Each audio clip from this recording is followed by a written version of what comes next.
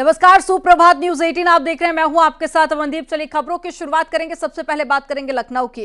आज मुख्यमंत्री योगी आदित्यनाथ एक बार फिर से नियुक्ति पत्र बांटेंगे। आज जिनको नियुक्ति पत्र मिलेगा उनमें 278 सहायक आचार्य, 2142 स्टाफ नर्स और साथ ही 48 आयुष चिकित्सा शिक्षकों को सीएम योगी नियुक्ति पत्र बांटेंगे।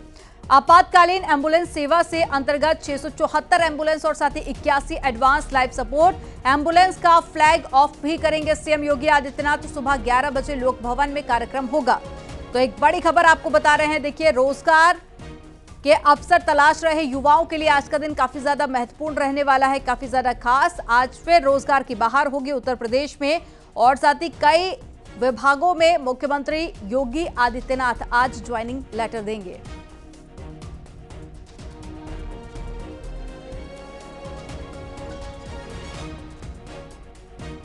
तो एक बड़ी खबर आपको बता रहे हैं। उत्तर प्रदेश में देखिए, इससे पहले भी कई कार्यक्रम आयोजित किए गए जिसके जरिए लोगों को रोजगार दिया गया। आज एक बार फिर से कई क्षेत्र में रोजगार दिया जाएगा। ज्वाइनिंग लेटर खुद मुख्यमंत्री योगी आदित्यनाथ देंगे। तो चलिए एक बार फिर से आपको बता देते हैं कौन कौन से विभाग को मिलेगा नियुक्ति पत्र।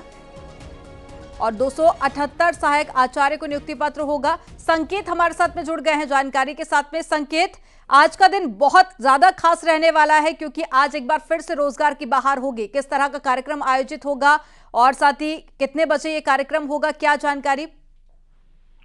बिल्कुल, ये मिशन रोजगार के तहत मुख्यमंत्री योगी आदित्यनाथ लगातार अभियान चला रहे हैं और तमाम विभागों में अलग अलग जो नियुक्तियां हो रही हैं उसके तहत नियुक्ति पत्र मुख्यमंत्री योगी आदित्यनाथ खुद वितरित कर रहे हैं। और आज ये कार्यक्रम लोक भवन में 11 बजे आयोजित होगा। मुख्यमंत्री योगी आदित्यनाथ इस कार्यक्रम में मौजूद रहेंगे। इसके अलावा डिप्टी सीएम ब्रजेश पाठक मौजूद रहेंगे, वही तमाम अफसर भी मौजूद रहेंगे। इसमें जो ये चयन प्रक्रिया हुई है इसमें 278 सहायक आचार्य हैं, 2142 स्टाफ नर्स हैं और 48 आयुष चिकित्सक हैं। इनको और इसके अलावा जो एम्बुलेंस हैं उनमें एम्बुलेंस के लिए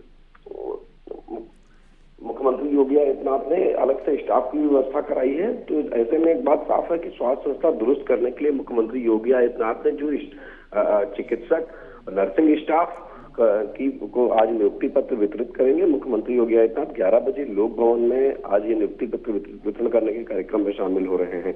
इसमें डिप्टी सीएम ब्रजेश पाठक भी मौजूद रहेंगे और प्रमुख सचिव चिकित्सा शिक्षा, प्रमुख सचिव चिकित्सा स्वास्थ्य सभी इस कार्यक्रम में मौजूद रहेंगे। दूसरे भी स्वास्थ्य विभाग के बड़े अधिकारी मौजूद रहेंगे। यही नहीं, मुख्यमंत्री योगी आदित्यनाथ जो जिन अभ्यर्थियों का चयन हुआ है इनसे संवाद भी करेंगे कि आखिर नियुक्ति प्रक्रिया में। ठीक है संकेत, आप नजर बनाए रखिएगा। आगे भी आपसे जानकारी लेंगे कार्यक्रम को लेकर। बहुत शुक्रिया जानकारी साझा करने के लिए।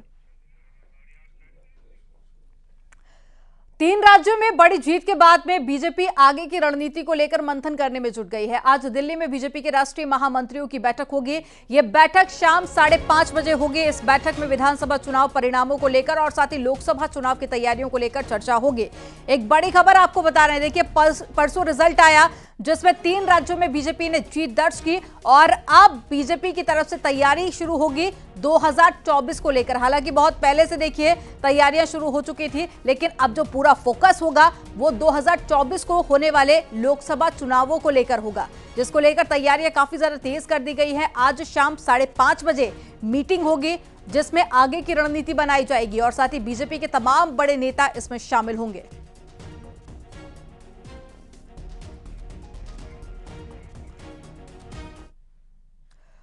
अब खबर लखनऊ से है। आज यूपी कांग्रेस कार्यकारिणी की मीटिंग होगी। पहली बैठक में आगामी कार्यक्रमों और मंथन 2024 के लिए प्रदेश अध्यक्ष अजय राय की अध्यक्षता में रणनीति बनेगी। यूपी में कांग्रेस की प्रदेश कार्यकारिणी गठन के बाद में पहली बैठक होने जा रही है। तो एक तरफ बीजेपी अपनी बैठकों में काफी ज्यादा मशगूल है, तो वहीं यूपी कांग्रेस कार्यकारिणी की भी आज मीटिंग होनी है। ये पहली बैठक होगी आगामी कार्यक्रमों और मिशन 2024 के लिए, जिसमें रणनीति बनाई जाएगी और साथ ही प्रदेश अध्यक्ष अजय राय की अध्यक्षता में ये रणनीति बनेगी। यूपी में कांग्रेस की प्रदेश कार्यकारिणी गठन के बाद में ये पहली बैठक है।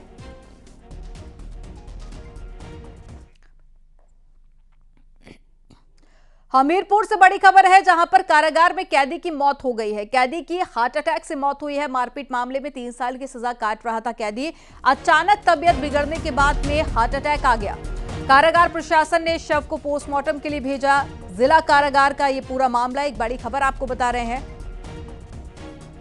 हमीरपुर से, जहां पर कारागार में कैदी की मौत हो गई है। तो अभी जो शुरुआती जांच है उसमें पता चला कि कैदी की हार्ट अटैक से मौत हुई है।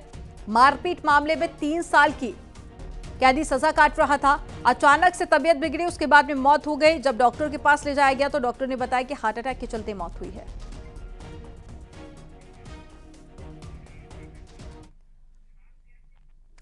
उत्तर प्रदेश सरकार ने साल 2024 में सार्वजनिक छुट्टियों का कैलेंडर जारी कर दिया है। जारी कैलेंडर के मुताबिक साल भर में कुल 56 सार्वजनिक छुट्टियां रहेंगी। इसको लेकर 4 दिसंबर को आदेश भी जारी किया गया।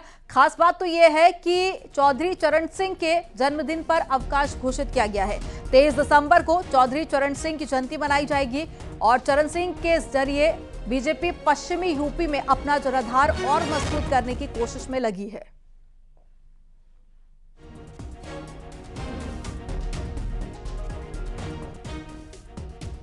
तो देखिए, करीब 70% जो सीटें हैं वो बीजेपी के पास में है और साथ ही बाकी बसपा और सपा का भी इस पर कब्जा है। तो 19 सीटों पर बीजेपी अभी काबिज है।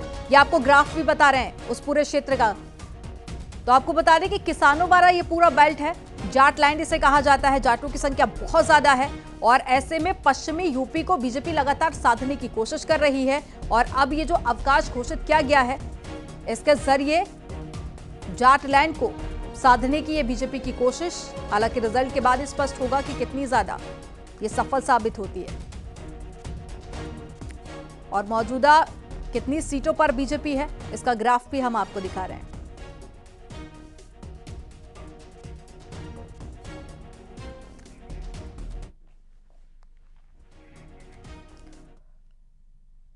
वाराणसी के ज्ञानवापी विवाद से जुड़ी याचिकाओं पर इलाहाबाद हाईकोर्ट में आज सुनवाई होगी। ज्ञानवापी विवाद से जुड़ी 5 याचिकाओं पर इलाहाबाद हाईकोर्ट में एक साथ सुनवाई हो रही है।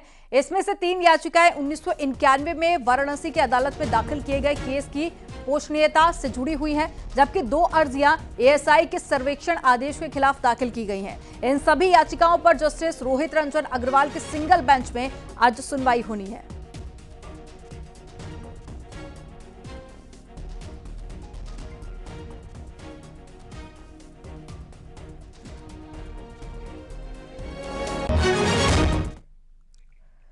और चलिए रुक करेंगे एक बड़ी खबर का। उमेश पाल शूटआउट केस से जुड़ी एक बड़ी खबर है। अशरफ की पत्नी जैनब फातिमा काले कारोबार का हिसाब किताब रखती है, ये एक बड़ी खबर आपको बता रहे हैं। जैनब फातिमा जो पूरे कारोबार का हिसाब किताब रखती थी, अकबरपुर स्थित मकान की कुर्की के दौरान पुलिस को कई अहम सबूत मिले हैं।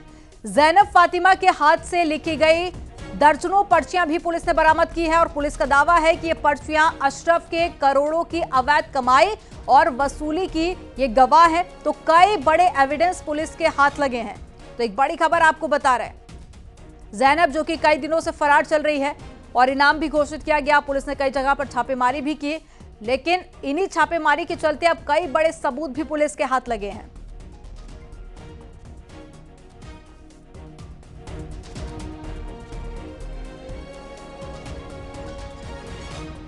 और ज्यादा जानकारी के साथ में सर्वेश जुड़ गए हैं। सर्वेश, इस पूरे मामले में अब वो भी खुलासे होने लगे हैं जिसको शायद पुलिस को भी जिसकी उम्मीद नहीं थी। अब जैनब के खिलाफ भी कई बड़े सबूत हाथ लगे हैं, लेकिन पुलिस की तरफ से क्या कोई जानकारी अभी तक साझा की है कि क्या क्या एविडेंस पुलिस के हाथ लगे हैं?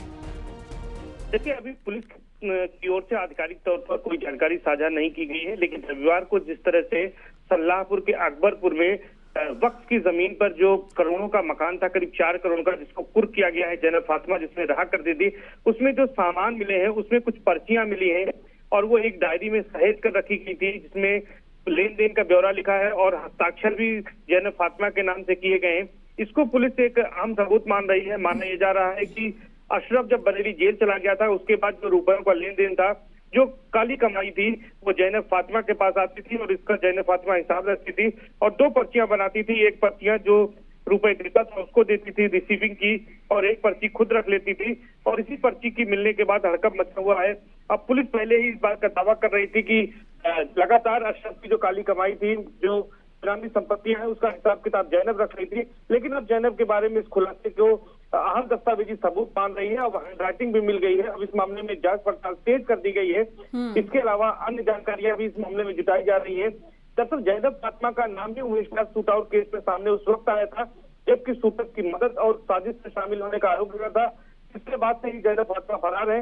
पुलिस ने धारा 82 CRPC के तहत कुछ दिन पहले ही इसे भगोड़ा घोषित किया था और वहां पर मुनादी करवाई गई थी और रविवार को इस जैनब फातिमा के घर पर कुर्की की कार्रवाई की गई है। यानी धारा 83 के तहत CRPC के तहत ये कार्रवाई की गई है। तो उसी के दौरान ये दस्तावेजी सबूत मिले हैं जिसमें कि पर्ची बरामद हाथ से लिखी हुई थी और उस पर लेन देन का कायदे से ब्यौरा दर्ज था कि किससे कितने रुपए बरामद किए गए हैं।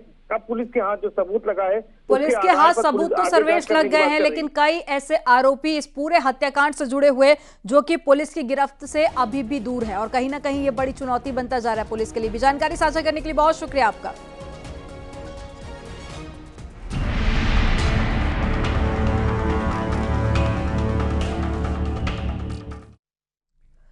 बांदा जेल में बंद माफिया मुख्तार अंसारी को डर सताने लगा है। बाहुबली मुख्तार अंसारी के बेटे उमर अंसारी ने सुप्रीम कोर्ट में याचिका दाखिल की है। उमर अंसारी ने याचिका दाखिल कर अपने पिता को यूपी की बांदा जेल से दूसरी जेल ट्रांसफर करने की मांग की है। उन्होंने याचिका में कहा है कि बांदा जेल में रहते उनके पिता की जान को खतरा है। उमर अंसारी ने परिवार के लोगों के साथ में उत्पीड़न करने का भी आरोप लगाया। उमर अंसारी ने याचिका में बांदा जेल में पिता मुख्तार अंसारी को जान से मारने की साजिश रचने का भी आरोप लगाया।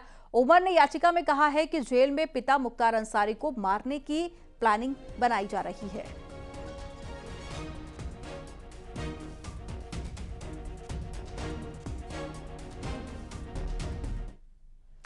गाजियाबाद में धर्म पूछकर बलात्कार करने का मामला पहली बार सामने आया है, जहां आरोपों के मुताबिक बदमाशों ने पुलिस के सामने कबूल किया है कि उन्होंने एक हिंदू लड़की के साथ में उसका धर्म पूछकर गैंगरेप किया।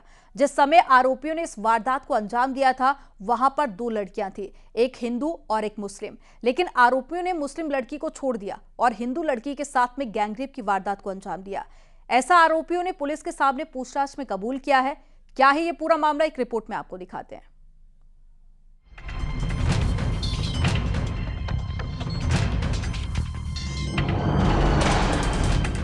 धर्म पूछकर हिंदू बेटी से गैंगरेप करने वाले आरोपियों का एनकाउंटर। उसको ये पता था कि जो उसकी सहेली है वो उसका रिलीजन मुस्लिम है। उसको बाकियों के बारे में नहीं पता, उसको दूसरी लड़की के बारे में नहीं पता था और इसके साथ साथ बाकी और अन्य अभियुक्तों को इन दोनों के किसी के रिलीजन के बारे में नहीं पता था। क्या इमरान, जुनैद और चांद ने मजहब पूछकर किया हिंदू लड़की से गैंगरेप? यूपी के गाजियाबाद में इन शैतानों ने जो किया है वो दिल दहलाने वाला है। ट्रॉनिका सिटी में 30 नवंबर को हुई गैंगरेप की वारदात के बाद पुलिस ने आरोपियों को गिरफ्तार कर लिया, लेकिन इस गैंगरेप की जो सच्चाई सामने आई है वो सुनकर किसी की भी रूह कांप जाएगी। आरोपी इमरान, जुनैद और चांद ने पूछताछ में बताया कि उन्होंने पीड़िता का धर्म पूछकर वैश्यपन किया। पुलिस के मुताबिक आरोपी चांद को पीड़िता की सहेली ने बताया था कि वो मुस्लिम है और पीड़िता हिंदू है। चांद ने सहेली से कहा कि परेशान ना हो, तुम्हारे साथ में कुछ नहीं होने दूंगा। सबसे पहले पीड़िता की सहेली के साथ खड़ा था, उसने उसकी कास्ट पूछी थी। तो जब उसने ये बताया था कि वो मुस्लिम संप्रदाय से है तो इस लड़के ने बाकी लोगों को ये बताया था कि मैं इस लड़की को जानता हूँ, इसके साथ कोई कुछ नहीं होना चाहिए। लेकिन अन्य जो अभियुक्त हैं उनको इन दोनों पीड़िता तथा उसकी सहेली के बारे में, उसके रिलीजन या उसके कास्ट के बारे में कोई जानकारी नहीं थी। उसको ये पता था कि जो उसकी सहेली है वो उसका रिलीजन मुस्लिम है। उसको बाकियों के बारे में नहीं पता, उसको दूसरी लड़की के बारे में नहीं पता था और इसके साथ साथ बाकी और अन्य अभियुक्तों को इन दोनों के किसी के रिलीजन के बारे में नहीं पता था। वारदात 30 नवंबर की है। दिल्ली की रहने वाली पीड़िता अपनी दोस्त और एक पुरुष साथी के साथ स्कूटर सीखने गई थी। वहीं मौजूद तीनों बदमाशों की नजर उन पर गई। इमरान, चांद और जुनैद ने पीड़िता को धमकाकर गैंगरेप किया। इतना ही नहीं, आरोपियों ने गैंगरेप के बाद अपने 2 दोस्तों को भी रेप करने के लिए मौके पर बुला लिया। लेकिन तभी वहां से एक कार निकली तो आरोपी वहां से फरार हो गए। जिसमें कि पीड़िता अलग थी और पीड़िता की सहेली एवं उसका दोस्त एक साथ थे। इसी बीच वहाँ पे 3 लोग जो कि पास के झाड़ियों में खड़े थे, एक व्यक्ति ने पीड़िता को कब्जे में लिया और बाकी दोनों ने इसकी सहेली एवं उसके पुरुष मित्र को कब्जे में लिया।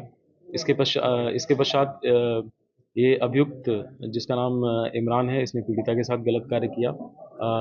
उसके बाद अन्य 2 अभियुक्तों ने, चांद तथा जुनैद ने, पीड़िता के साथ गलत कार्य किया।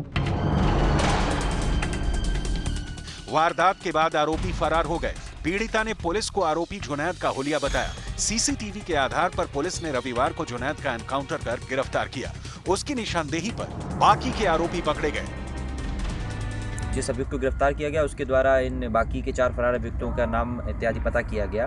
व साथ ही जो है टीमों को, सक्रियता को और बढ़ाया गया व उनकी कॉम्बिंग के लिए टीमें निकाली गई व पिकेट लगाई गई।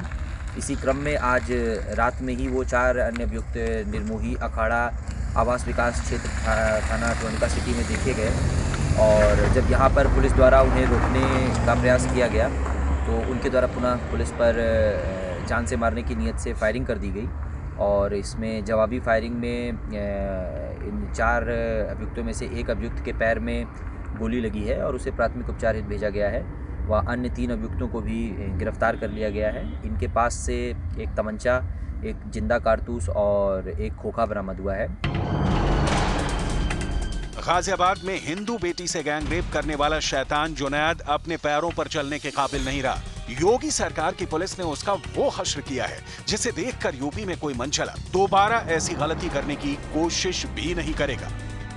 योगी की ये चेतावनी उन लोगों के खिलाफ है जो बेटियों की सुरक्षा के लिए खतरा है और ऐसे लोगों के लिए योगी आदित्यनाथ का सीधा डायरेक्शन है कि अगर उन लोगों ने बहन बेटियों को छेड़ा तो अगले चौराहे पर उनका इंतजार यमराज करेगा।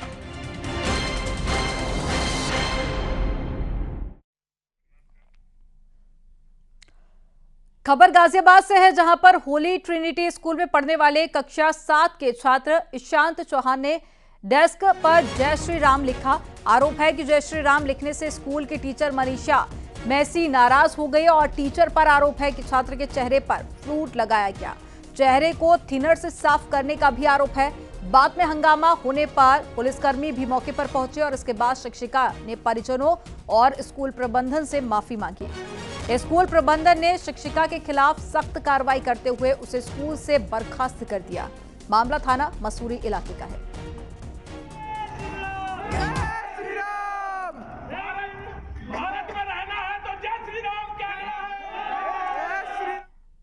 आज गोविंदपुरम के आकाश नगर में होली ट्रिनिटी स्कूल का एक मामला सामने आया, जिसमें एक बच्चे द्वारा डेस्क पर जय श्री राम लिखे जाने के कारण वहाँ की अध्यापिका मनीषा मैसी ने उस बच्चे के मुंह और बालों पर व्हाइटनर लगा दिया, जिसकी सूचना बजरंग दल को मिली और बजरंग दल तुरंत प्रभाव से वह मौके पर पहुंचा।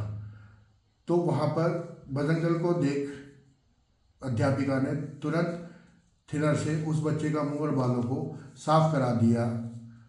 उसके बाद बजरंग दल द्वारा वहाँ पर प्रदर्शन किया गया।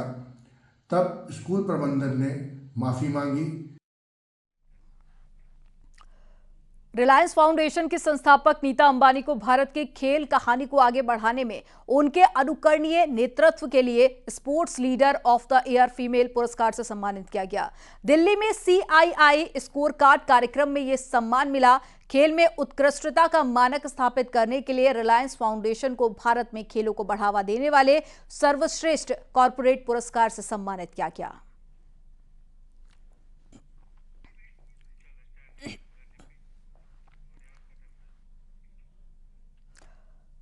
संसद के शीतकालीन सत्र का आज दूसरा दिन है और शीतकालीन सत्र के दूसरे दिन हंगामे के आसार हैं।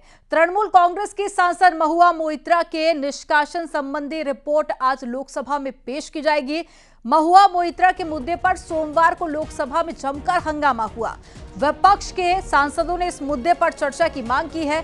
इसके अलावा 3 नए बिल स्टैंडिंग कमेटी में गए हैं और Indian penal code, code of criminal procedure, Indian evidence act, Congress ने इन तीनों बिल का सदन में विरोध किया था और आज इस तरह का विरोध आपको देखने को भी मिलेगा। इन तीनों बिल पर बहस के लिए लोकसभा और राज्यसभा में 15-15 घंटे अलॉट किए गए हैं। कांग्रेस संसद में सीईसी बिल का भी विरोध कर सकती है। इस पर बहस के लिए 6-6 घंटे दोनों सदनों में अलॉट किए गए।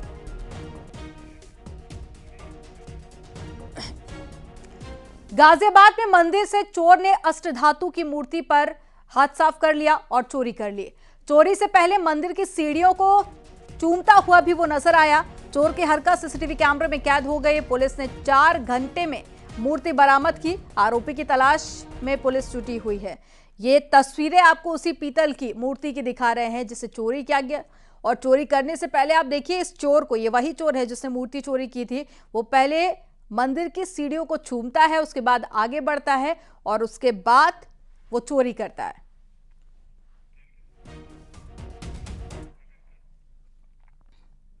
क्या वक्त हो गया एक बहुत छोटे से ब्रेक का। आप देखते रहिए न्यूज़ 18।